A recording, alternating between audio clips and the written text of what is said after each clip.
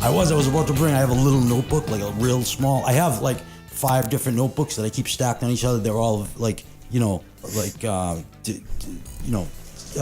they vary in sizes, going from like large to small. Like, and I'm about to grab like the small pocket size one. And I'm like, why do I need that? I gotta carry a notebook and a fucking pen. Yeah. Like, I'm becoming proficient enough with the, I gotta do that too, man. I got too many fucking notebooks. I need to just start using my phone and my laptop. Dude, the Nexus. I like having it. I know. Isn't that funny? Before the podcast, I sat down. I just saw it. Yes. And grabbed a notebook, and I got this sitting right here. You get that right, and you get like, there's 2 screens like over there. Fucking $1,000 iPhone. yeah. I got this, and I'm like, where's the notebook and the pen? $1.80 notebook and a fucking Bic pen, like 12 for fucking $3. That's how this podcast works, people. Sunday with Buds. I'm starting to progress. I'm starting to get, embrace the technology. All right. Ladies and gents, once again, Sunday with Buds, Uncle Joe style, here in the studio. It's been a little minute of an intermission, right? It's been a while. Yeah, we recorded that last one on Thanksgiving Day. And it's Memorial Day weekend. Dude, it's fucking hard, man. It's like, it's hard to... Oh, look at that. Perfect timing. My computer screen shuts off. There we go. Yeah, I've been trying to get the setup down. It looks a lot different from the last time we were on the couch. I'm just trying to get a setup that I can leave up and not fuck around with every single time I want to do one. But even today, it took me like an hour to get things set up, so... We're closing in on it, man. I'm fucking learning. We're closing in on it. I'm learning. This is pretty dope. So we're gonna pick up with what we were talking about last time. You were telling a story, and we kind of had to cut it off because we had like family downstairs, and it was a holiday and all that shit. Right, we were doing a Korean barbecue. Yeah, that was awesome. You know what happens every time is like last time my friends were here, I had this set up and I was showing it to them, and we were talking about it, and we were like, yeah, cool, check out the cameras. We get the computer hooked up to the screen, and we started talking about something random, like, we were talking about juggalos and like the juggalo community. No, and then I went on the computer, I was like, oh, let's just Google some. We Googled Gathering of the Juggalos, and we were just looking at all the crazy fucking pictures from Gathering. You ended up in a YouTube hole. Well, no, just on Google Images. And we were just clicking images, looking at all the chicks with like their tits painted. And we ended up going out, like for 30 minutes, we ended up looking at these pictures and making fun of these people. And it was really funny. And it was all while I was showing them this new podcast setup. Right. Yet I could have just hit record, and it would have been. But the thing was, they were about to leave. How it always happens. Like, yeah, we're gonna head out soon. Right. But just before that, we kind of got wrapped up looking at pictures, and we kind of ended up doing a podcast without it being a podcast. So anyway, I guess having seen episode 1.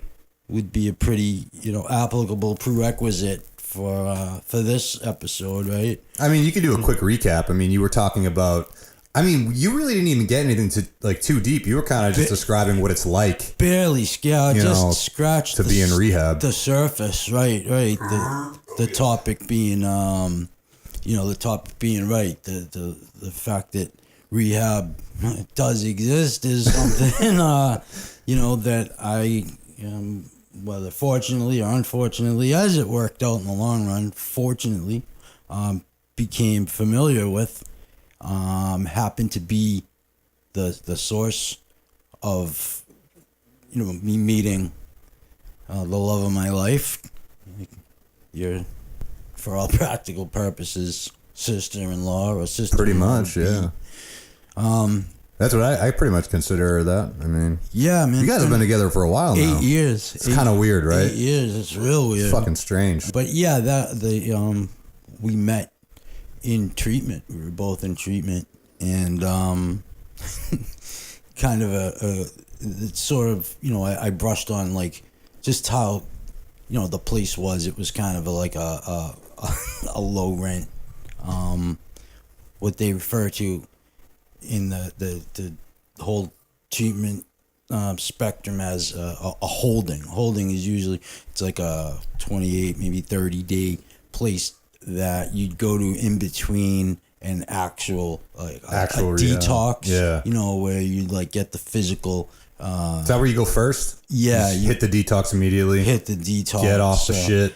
Right. A lot of people stop there. They kind of refer to that as like a spin dry or a tune up. You know. Oh yeah, go like a dry out. Like you just right. it's like pouring cold water on you and having a coffee when you're shit faced, and then 2 days later you start up again. Right. Exactly. Yeah. Right. A lot of people go there just to kind of. That's what I do on vacation. Yeah, Like, they're well intended. It gets the physical or a lot of the physical addiction. You know, the substances are out of you, but it's really not nearly long enough. yeah. If you're, I don't know, if you're at the point that I was at, it's not nearly long enough. And you'd go from there. Once the 7 or 10 days or whatever it is up, you'd go to like a holding, which is a place. If you're gonna go into further treatment, which would be like a halfway house, or they kind of want to make sure when you get there, because they have people with all different lengths of sobriety there. They don't want someone that's still like kind of on the fence, right straight, just a week out of Fucking people up, like bad influence. yeah, and running out.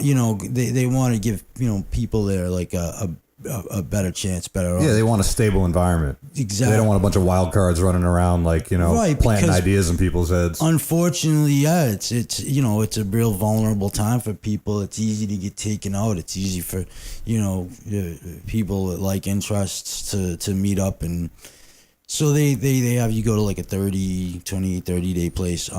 And a lot of times the process to get into like a halfway house or a sober house is it's almost like applying to college. Well, yeah, I was gonna say, because when you were saying that there's people of varying levels of sobriety, like you got upperclassmen with like long, they've been sober for a while, and right? All the fucking freshmen who are withdrawing come in. Yeah, we're still shaky, they're looking for that little trigger. That's funny.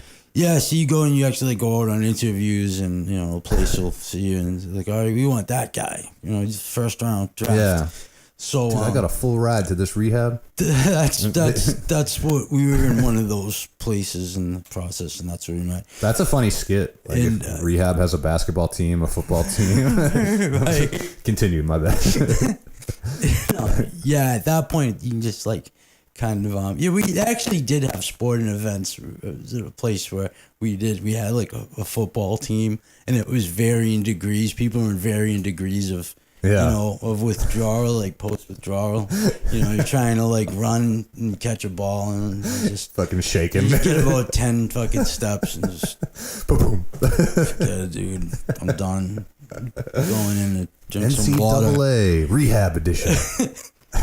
So yeah, we were in a place like that, and we figured out that we were attracted to each other. That's kind of something that they want you to Not do. steer away from. Right.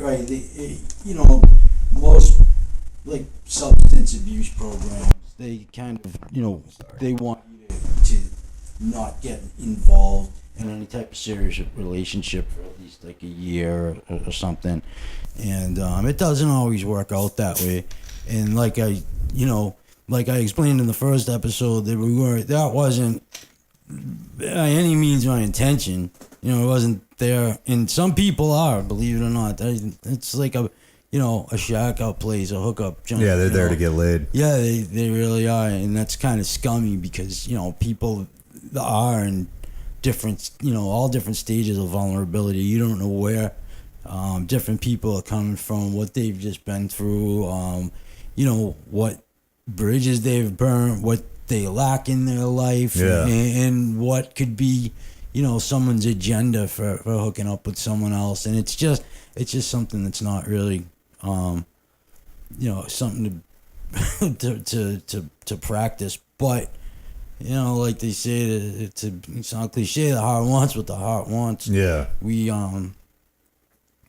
we found each other, and we fell in love, not to sound corny, but it was one of those things, we really knew. Like, it was just really weird. Nothing like that's ever happened to me. We just knew. So one day in February is like the coldest fucking day of the year. It was like 3 degrees out with like 25 mile an hour winds, and we're in morning meditation and meditation. Yeah, and we're going around the room, and people are they're still. It sounds fine. Yeah. Okay. It faded out a little bit a minute ago, but so we're going around the room, and we it's something we had spoken to each other about. We were actually giving notes to each other. She actually got caught getting notes from me.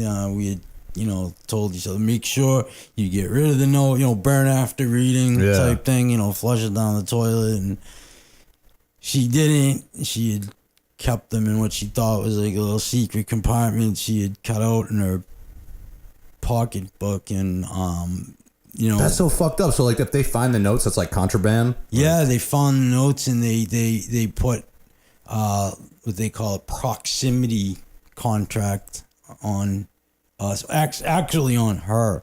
It's like a little mini restraining order. Yeah, they're not supposed to sit within a certain proximity from each other, like a certain amount of feet, which is almost impossible because the place that, like the day room, the day that the room you pretty much spent most of your day in, wasn't much wider than the room we're sitting in. And if you can catch that, that's like torture. That's not even fair. Like, how do you expect people to, like, human beings, when they're around each other and they're stuck in an area? That's what happens, right? And everybody, people are trying. It's the program set up where you work with each other and share, like intimate things, varying degrees of honesty. Yeah. But I'm not supposed to. What if that person might have something that could be the key to what could keep me, clean? Yeah, you share stories, you share insight.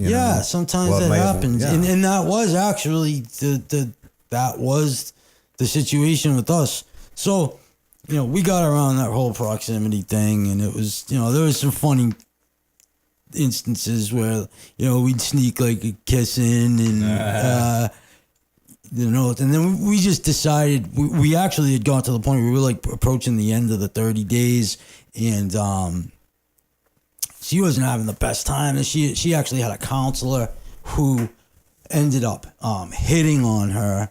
It's scumbag. I bet that happens more than you think. Yep. It does. Because you got really people does. who get into that shit who are already predatory people. Absolutely. It's not like they become that way. It's like priests who join, who fuck with kids. It's like they joined because they were like that already. Exactly. They saw an opening. And a lot of the people that, that are the most or the more effective, employees, the more effective people in some of these places are former addicts. Mm-hmm. Oh, there you go. And a lot of them, not to say, anything disparaging about former addicts. I happen to be one myself, but there are people, like they say in the program, some are sicker than others. Yeah. And that's the truth. And some people just, and then that was the case with first of all, it was a guy. I don't think, I don't think that they should, especially with women, I don't think they should have like male counselors. Yeah, male counselors. Especially this place. I think they only housed like 4 women. They only had beds for 4 women. And there was just her and another girl there. So yeah, that happened to her. And we were getting to the point where we were about to, good? Yeah, no, I just wanted to check. We were getting to the point where we were both about to go to like the next step. I was actually going to a halfway house on the other side of the state, and she had been referred to one that really, I won't say the name of it, but it wasn't one of the better places. It wasn't known to be it was not in the best part of town, and she didn't want to go. I mean, it was something we actually spoke about when we could sidestep this whole proximity thing. Was what should we do? This is like, I feel like a once in a lifetime situation. You don't really find something in another person like we had, but what do we do? Because you're toying with the idea of am I putting a relationship before my own health, my like, sobriety, right? But on the other does this hand, just seem awesome because I'm in such a shitty place? that's the thing. They have what they call the pink cloud. Yeah. You know, and you're right. Does it seem like that? We didn't.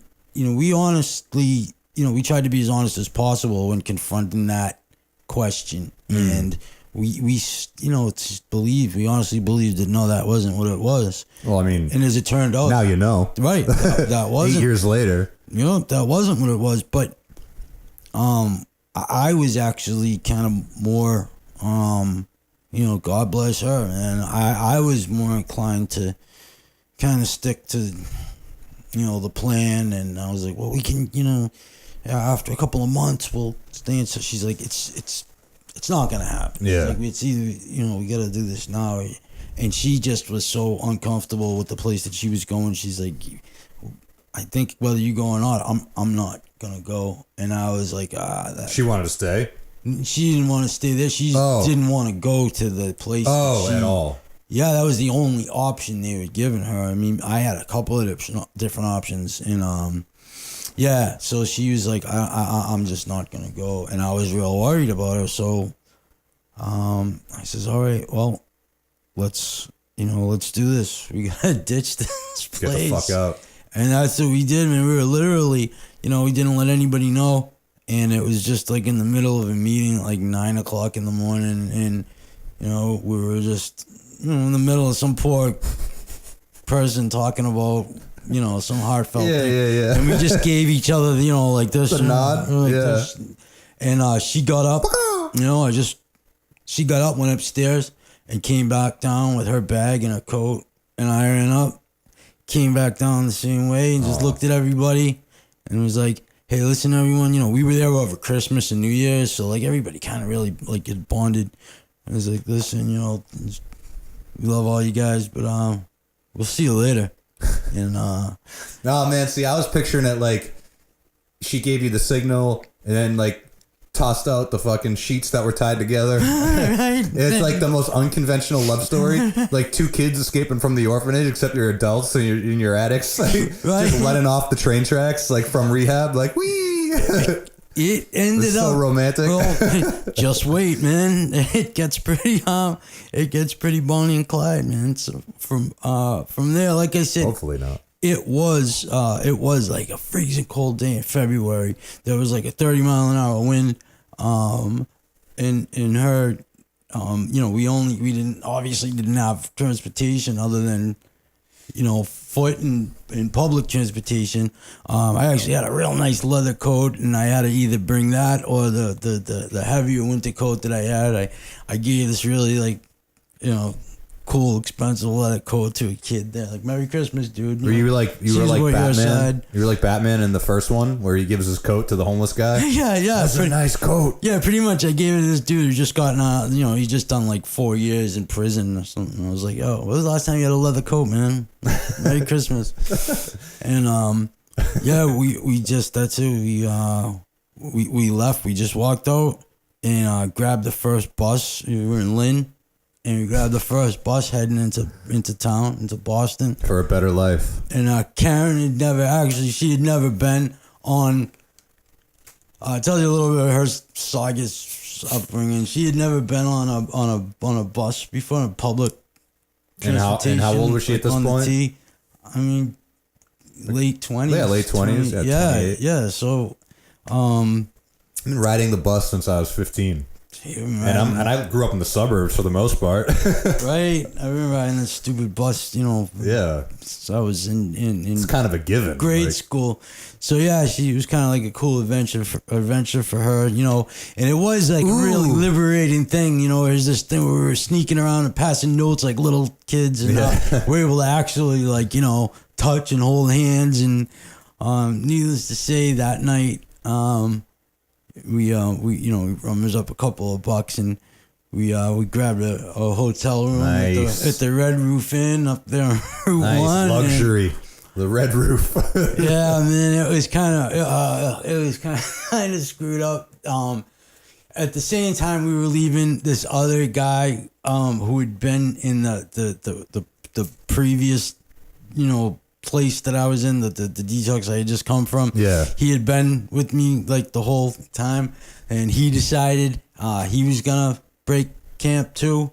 And Did he try to come with you guys? He knew that, you know, I was like pretty resourceful, so he was like, "Hey, listen, you know, can I leave with you guys?" You do need sort of that third character in the story. Well, the thing was, you know, money was really tight, having been on kind of like a sort of, you know, treatment roller coaster ride over the course of the past few months. I mean, I hadn't been in any situation to really build up any type of, you know, bankroll. So this guy had a few bucks, I had a few bucks.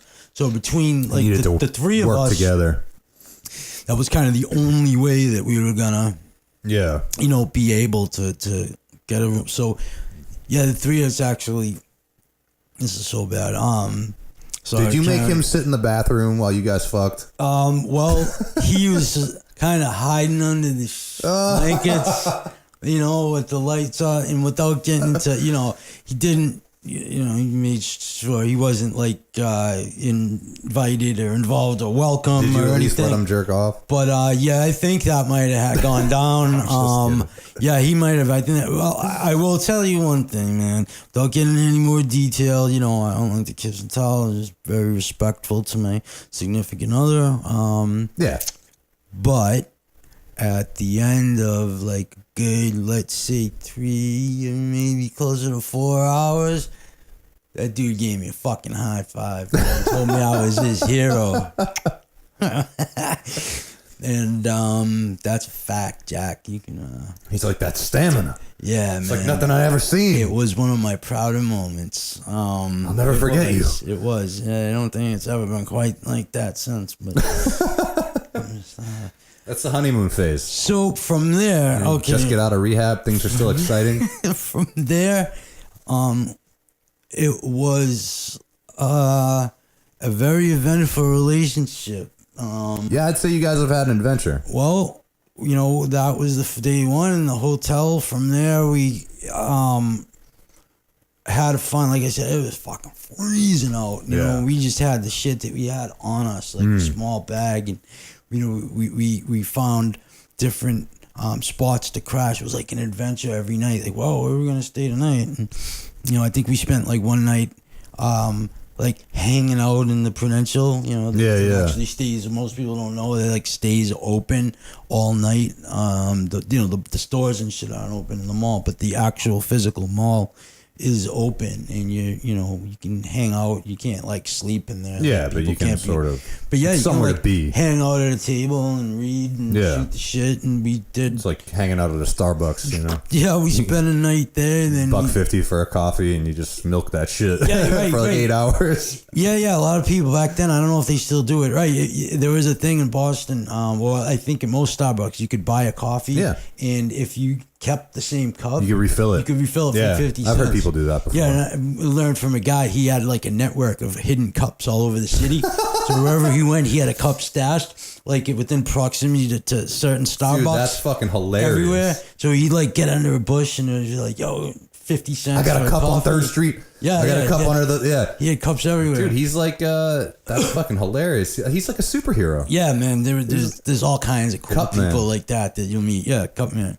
Anyway, we were talking about the amazing Disney-esque tale of Joe and his love escaping the rehab. That's it, man. So you guys are out. We're out. We're free.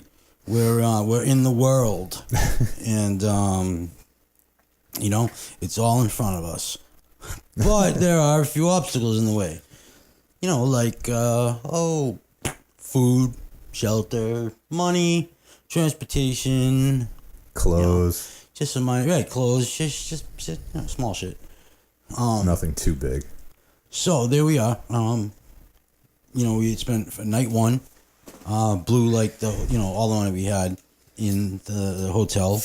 Got a little continental breakfast. We're on our way back out to frigid, like first week in February. Yeah, we're that's like exactly where it was, like a week before Valentine's Day, the dreaded. So we found a couple of spots, that we crashed. Like I said, we spent like a night hanging out in the Peru. We spent a night hanging out in South Station. And you got to remember, this wasn't by any means,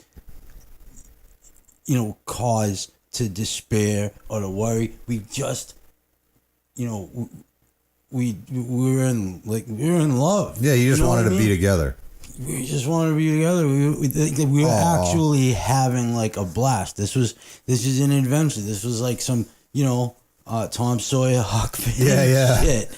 With less N-words. Yeah, exactly. Or maybe the same amount. I don't know. Yeah. I don't know what Karen's upbringing was like. Yeah, no, she's not on that tip. Okay. She's I don't know. You said she'd never ridden the bus before. Politically correct. Yeah, no, she hadn't ridden the bus. But she rode the bus a lot that week. Yeah. The bus, the subway. There was a day where, like, we had spent most of the night, up awake, because if you're hanging out in the Peru, they don't let you, you can't really camp out and fall asleep, or else, half of Boston would be there. So we did one day get on the Orange Line. If anybody knows the Orange Line, on the T, you can go from end to end without actually having to get off the train.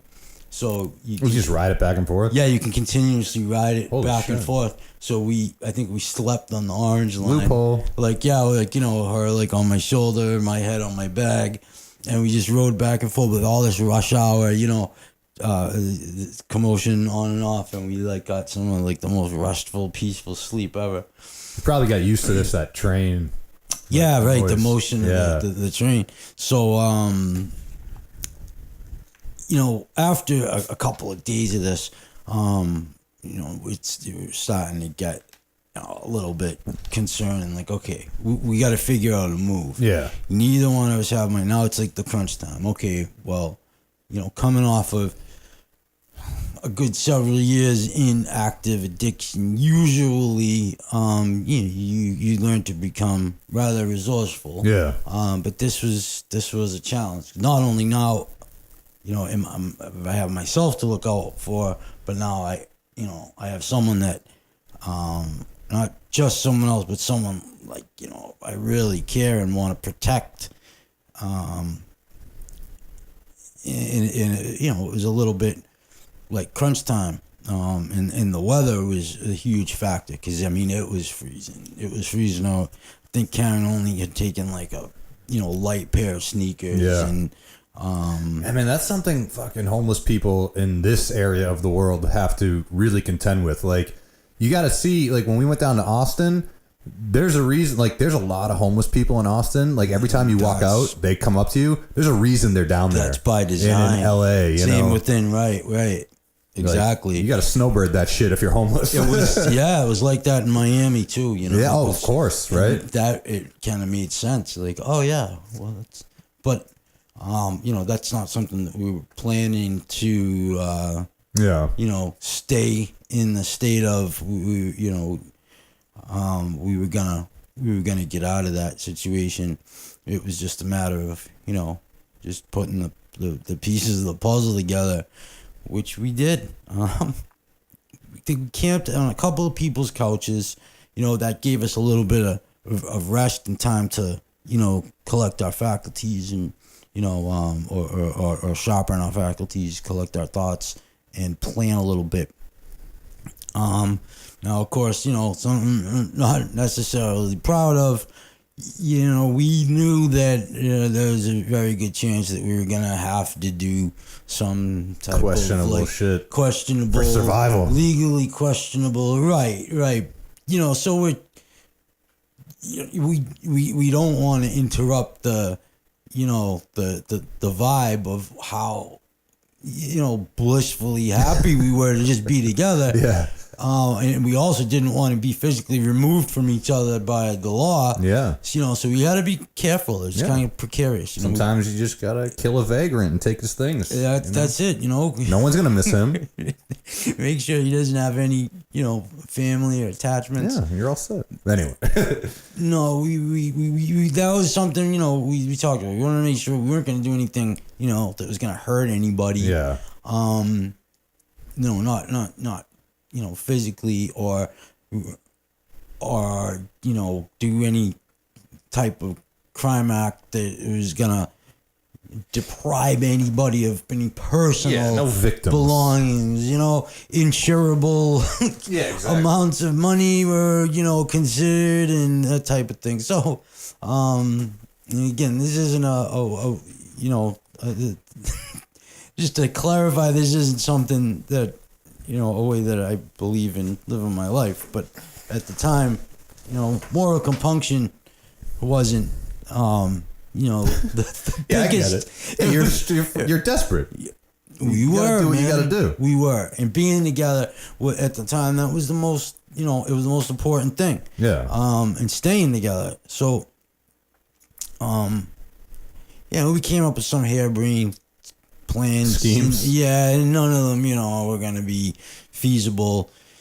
And we just found ourselves walking up, a street a couple of towns away, and freezing our asses off. We pitched in and got like a split, like a small coffee from Dunks, and continued to had a really cool conversations. We actually refer back to now and then. It was like a real memorable conversation. Kind of probably have the best conversations. That's all you have to keep yourselves That's busy, all we had, right? Exactly. But this is one of those conversations you remember, kind of like the Great Pets conversation. Oh yeah. We'll talk about it another time, but from my childhood. Yeah, absolutely. It was one of those, man. Yeah, it was like of that level. Getting deep. Absolutely. Exploring the galaxy. Right, and this is a new person that's the new person to pick the brain of. It's always fun with new people. Absolutely. So all that good shit was going on. That was there. The mental, the physical. It was just, it was just all ours. Jiggle that cable real quick. Yeah. For some reason, I'm not hearing your voice. All right. There you go. Perfect. Good. Yeah. So we found ourselves, after having like a really good conversation in Dunks, going back out into the cold, we were staying with the guy that was actually in the hotel room that first night. He had since gotten into like what they call like a sober house, sober living. Yeah, it's basically just an apartment that a few guys share, and a couple of times a week, like the landlord comes by and you got curfew and shit. Have a piss test. Yeah. I don't even know if there was a curfew or whatever. Some of them got it. I know that much. But he was letting us, crash on the couch. But it wasn't something that could be, last for any length of time. I think there was a possibility that we could have rented. We could have rented a room. Yeah. I think it was allowable. Like the two of us could have done it together. But it wasn't. It just wasn't. Something that. It wasn't something we had the money for at the time, first of all. And you guys were splitting small Dunkin' Donuts coffees. Exactly. So, it was desperate. We had to make some type of a move. So we're walking up the street. We're walking up Broadway in Everett. And, we kind of get down to the square, like the park by where the new high school is. And, we turn around and we're just walking back. And the guy's place was at the other end of the street. And we get about a block, kind of coming uphill, and there it is, like a shining beacon sitting double parked in the street. You can see with the cold weather, you could see the smoke coming off the muffler. There's a minivan double parked running. Oh no! In Broadway. And I look at her. She looks at me. You already knew what needed to be done. And glance in the back, and there's no little kids left. I was going to say, you guys jump in it, take off, and there's a kid in the back. Yeah, that was a big, fish. She looks at me and says, and she had mentioned earlier, like, hey, aren't you from East Boston? Like, yeah, like. Don't you know how to steal cars? Right, you can steal cars, right? Yeah. I'm like, what the fuck? Well, I can. You know, as a matter of fact. How dare you presume Right. just because you're right, but Well, this happened to be a little easy. It was running with the keys in it. yeah, there's really nothing to do there. Folks, as a little bit of a public disclaimer, if you're ever in this area and it's cold out, you know that, you know, it gets cold here in New England. Mm-hmm. You know, there is the temptation to leave the heat on while you're out of your vehicle. Yep. I highly suggest... Just deal with it. Deal with having to reheat the car. Exactly. Especially if it's a minivan, because you not only left a mode of transportation for these two scumbags, you also left a house sitting there. Basically, it's a minivan. You can live in that shit. And that's exactly what we did for a minute. I just said, listen. That's you guys' version of like house shopping? Yeah, that's it. We're apartment hunting. Apartment hunting. I said, listen, just get in it like it's yours. Yeah. Just jump in that thing. No rush, no hurriedness. Like you're doing, you know, and again, I know you probably, you know, some people will probably listen to this and be like, what a fucking scumbag. Well, yeah. It is what it is. You know, I'm not proud of it. But this is a story. That's why we're talking about it, because it's stuff you don't normally do. It's about honesty. Yeah. So yeah, that is what, you know, and it was desperate times lead to desperate measures, and that's what we did. We jumped in this minivan, you know, just calmly threw it in park and drove off. I mean, that heat was running, and let me tell you, it felt damn good. Yeah.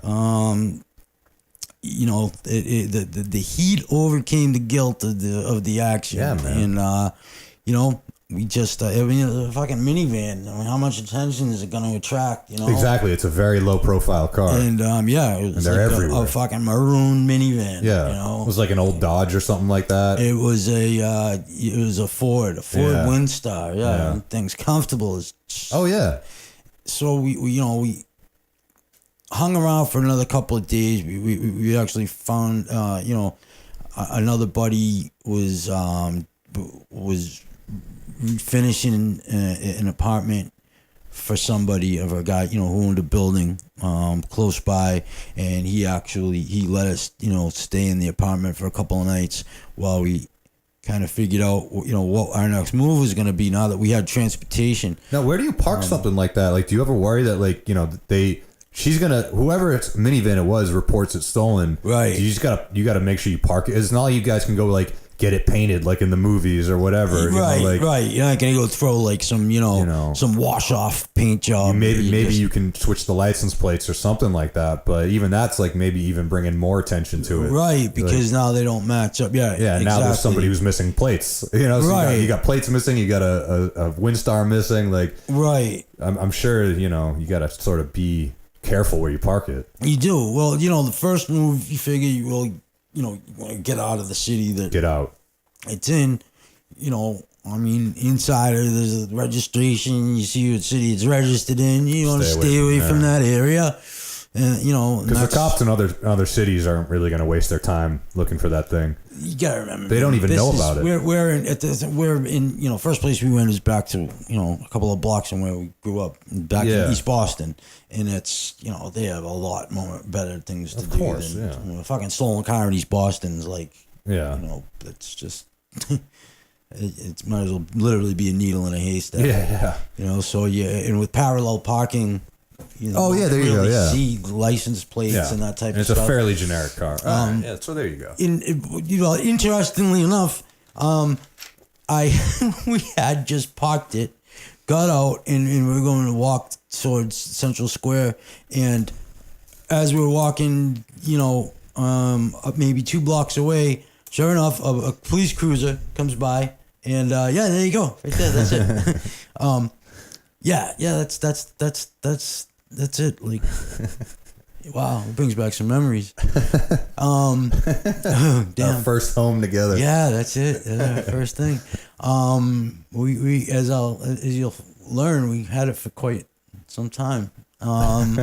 So I get out, you know, after parking it, and we're walking by, and a cruiser comes by and kind of heads me off at the next block. Yeah. And I see a, you know, Boston police officer get out, and you know, I'm looking at the guy. He's got a, you know, his head kind of whiffled. Yeah. Says, "Hey, Joe." Huh? You know, this motherfucker. It was my name. Yeah. And as I look a little closer, it's a kid I grew up with. Oh, thank God. And he says, hey, man. No, he's got a partner, you know? So he makes sure that, like, he, you know, gets my attention first. And he says, Joe, hey, listen, man. You know, I saw you walking up the street and, you know, just out of concern what you're up to, I popped your name into the computer and I'm gonna find out you have like just a silly little warrant, you know, like a on a like a driving thing or something. So you want to make sure, and he's kind of giving me like this kind of thing, you know, like you're like, hey, the eyeballs. Yeah, I'm saying something that I'm not saying. He had just come from where we had parked. Yeah. And he's like, you make sure, you know, out of respect for, you know, us growing up together, man. I've known you for years. I wouldn't take you in, but get that cleared up as soon as possible.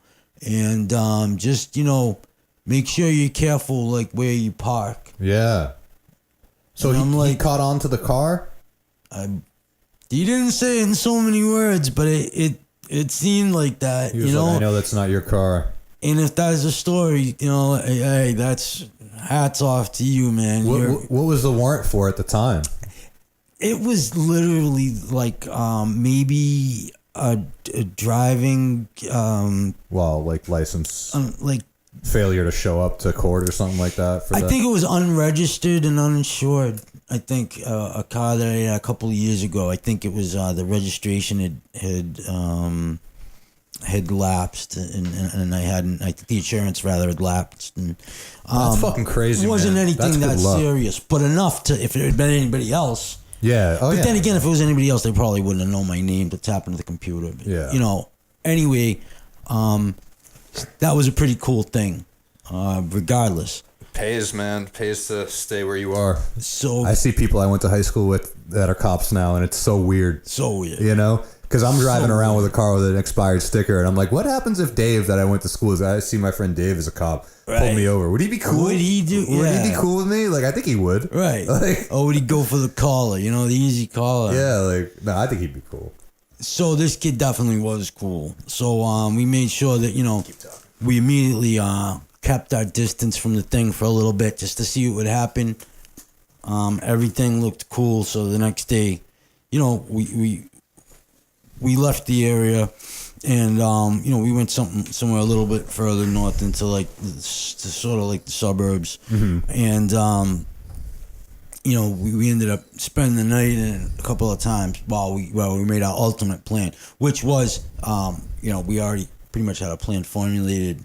I always for years had kept always had the keys on me to the house in Maine.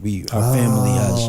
You know, see, that's fucking great. Yeah, our cottage in Maine. It really is like an emergency, like safe house. It's a house that sits all winter long. 3 hours up in empty. North. Right, 2.5, 3 hours north, and it's in a pinch. I mean, you know, there's no running water during the winter. Because we draw our water out of the lake. Yeah, and you know, freezes. so we pull the lines out so they don't freeze. But you know, electricity, heat, and you can fill the toilet up with, you know, water and have a flushing toilet. Yeah, it'll flush. Well, we learned, you know, to adjust to that quick because we got some money together. We were going to there was a place in the Watertown Mall that does surveys. You know, you can take like a survey on products and they'll pay you? And they pay you right there. They pay like you cash. $100 or something like that? No, nothing like that, man. It was we had to do like 3 surveys to get like fucking $11 together or something. Yeah, I think it was just enough to get to a gas station on the way. Now you're gonna want to fill your tank, you know, to go to Maine.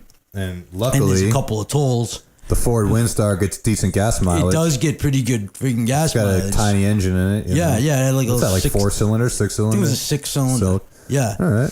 On the highway, you know. Definitely. So we might get one of these. It was approaching Valentine's Day. So it was the night before. So we had our first date at the Kowloon. If anybody knows, I'm sure any comedians out there know of the comedy connection at the Kowloon. So we went there on February 13th. And with a stolen Ford Windstar. Warrant for your arrest. And a big bill that I'm very sorry to the waitress there, but we pulled a little dine and dash. Hey, man. After a few, this is a fairy tale. After a few Mai Tais and if you're gonna dine and dash, you might as well just go for it. Oh yeah, we had the couple poo-poo platters and get some liquor, to drive your stolen car. Fried ice cream after, to drive the stolen car intoxicated to your Jason Bourne-esque hideaway. We were actually only staying just up the road off of Route 1. Karen actually lived in a pretty cool condo there before, her little. So did you go back and squat? But she knew that it was a safe place to park and stay in the car. So it was like, really, because nobody bothered us. Territory. It was like, the parking lot was like off in the woods. So we had like a bunch of leftovers and in the van. So now we're starting to, put a little cashier clothes together and some leftovers. And then, of course, Valentine's Day, the next day we had to go out on another date. And of course, man, if you're in that Route 1 area, you already hit Kowloon, the only other classic, logical place to go for Valentine's Day would be the Hilltop. Frankie Frieda's Hilltop, which is now closed. But for anybody in this area remembers it, the big cactus outside, all the plastic cows out on the lawn, and big thing of steak tips, prime rib, and a couple of martinis. And then get the fuck out. Pull the van up outside, Someone has to go to the bathroom. You go to the bathroom. Oh, I'm just going to get the car. I made sure I got her out first. Mm-hmm. You go grab the van, go out the side door there, and I'll meet you outside. That way, if anything does happen, you got the waiters grabbing you, and you're like, just go. Just leave me. Go. I'll catch up with you. Save yourself. It was child's play, man. Oh, yeah. And we saw this poor kid, this young kid. God, I feel so bad about it because I used to wait tables. Of course, Mom used to wait tables. And it is a shitty thing to do. Of course, it's a shitty thing. See, that's the crime, is what you did to the waiter. Absolutely. Like, and you look back at Kowloon, all the shit you ordered, when it comes to actual value, that was like $5 worth of frozen and then deep fried food. Absolutely. I used to work in a kitchen. Those chicken fingers are like $3 for a big bag of frozen chicken fingers. You take 4 of them out, deep fry them, charge $5 for it. Yeah, you're paying to poison yourself. Dude, they're making basically. like 300% on that stuff. It's not the restaurant that gets hurt. It's the waiter. It's the waiter. Like big time, We did. That's what you should feel bad about. We did go back in the, ways into the future. We did go back. The Hilltop, unfortunately, was closed. Because of you. But we did go to the Kowloon because, I know. That was the last straw. You are the reason it's gone. Yep. This wouldn't have gone downhill if we had just paid for that fucking plate of steak tips. Well, we did go back to Kowloon and we tipped the waiter like an obscene amount of money. Just little comic, just equalization. I don't know if it works that way. Long time ago, kid, we fucked you big time. But the kid at the Hilltop, we felt really bad for. The Hilltop, anybody knows, like traditionally a place where like kind of older, like auntie, mom type women work there. And there was this young guy that was, maybe early 20s, late teens. And, the kid was just just so easy. He was just so naive. It was, candy from a baby, as we got in the Windstar. Because, of course, we're like, they take the plates, they're not going to know it's us. Yeah. Sorry, but, you just look back at the window. The Hilltop is all glass, You'd stand in the hallway like 2 for Sioux City, Just him looking confused. 4 for Dodge City. The kid's looking out the window, and as we're waving. Pieces of shit. So now, shit bags. So now we got a bunch of, food. Hold us over for a couple of days, and that's it. We're ready. We're ready to head north. All we needed now was to fill the tank. So. God, this is just a miseducation of. Well, actually, this is a perfect activity. Point. We'll break for commercial real quick. We're at 28 minutes. Working with a weird setup. God damn. That's actually really educational. Like, you start from nothing, and this is how you build your way up to like a getaway kit, you know? Yeah, maybe right. Maybe we're giving the tools for some young couple in love that... It's like the beginning of that movie Payback. Remember Payback with Mel Gibson? He gets out with nothing, and it just shows he's on the street, pickpockets one guy, goes to the pawn shop, sells the watch, gets a gun, and before you know it, he's got a new suit, he's got food. Yeah, man, he dined and dashed a bunch of times in that intro. This is, classically the stuff that fucking heroes are made of in the movies, you know what I mean? I'm a goddamn hero. That's what we're working towards. By the end of the story, you're going to see, I'm a fucking hero, man.